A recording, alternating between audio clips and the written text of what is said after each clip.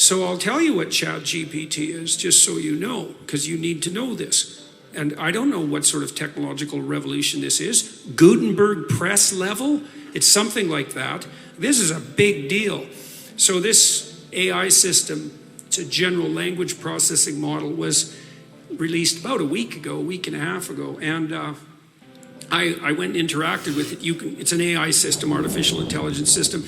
It basically is trained on, well, a massive corpus of spoken or of text. So it's derived its models of the world from the analysis of human speech, essentially. It isn't using real world data yet, but that will be happening certainly within the next year.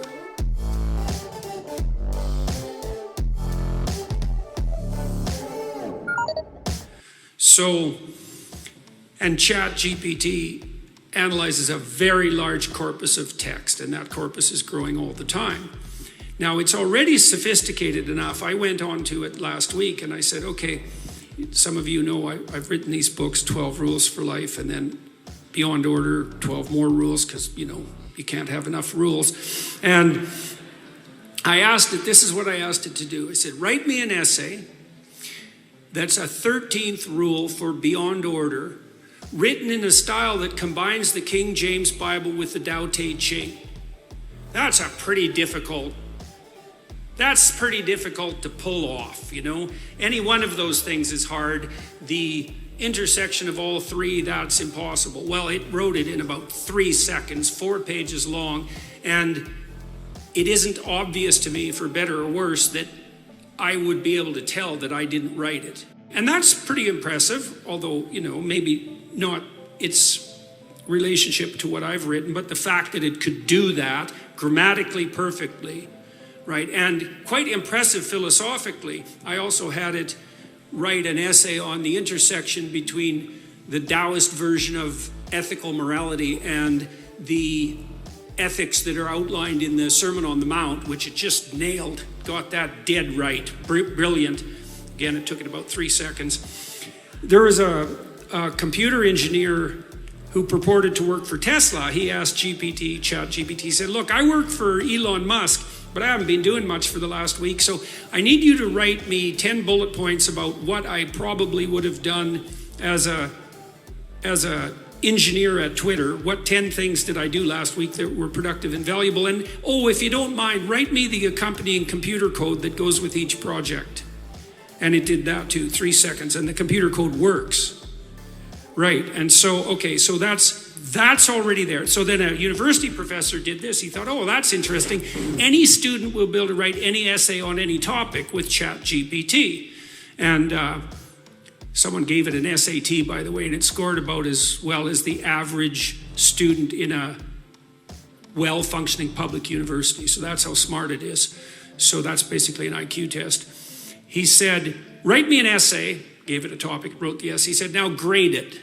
Said if we can automate the students, we should be able to automate the professors too. And so it provided a complete, comprehensive analysis of its own essay with grade.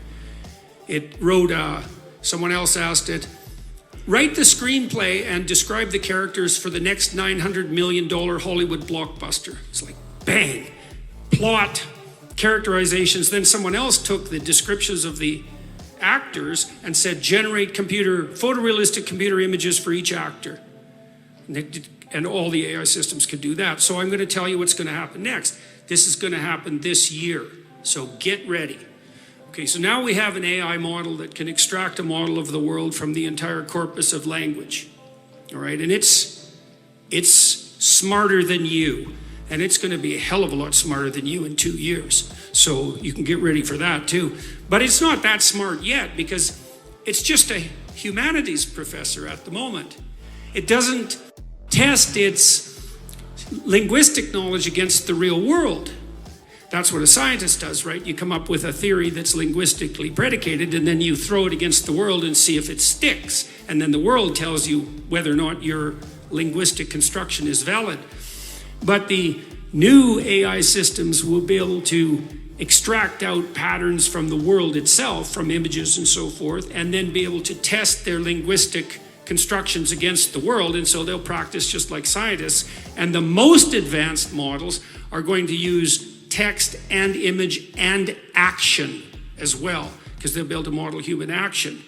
And so, and all of that's going to come down the pipes within the next year. So hang on to your hats, ladies and gentlemen, because what did my friend Jonathan Pajot say? Giants are going to walk the earth once more. And we're going to live through that, maybe.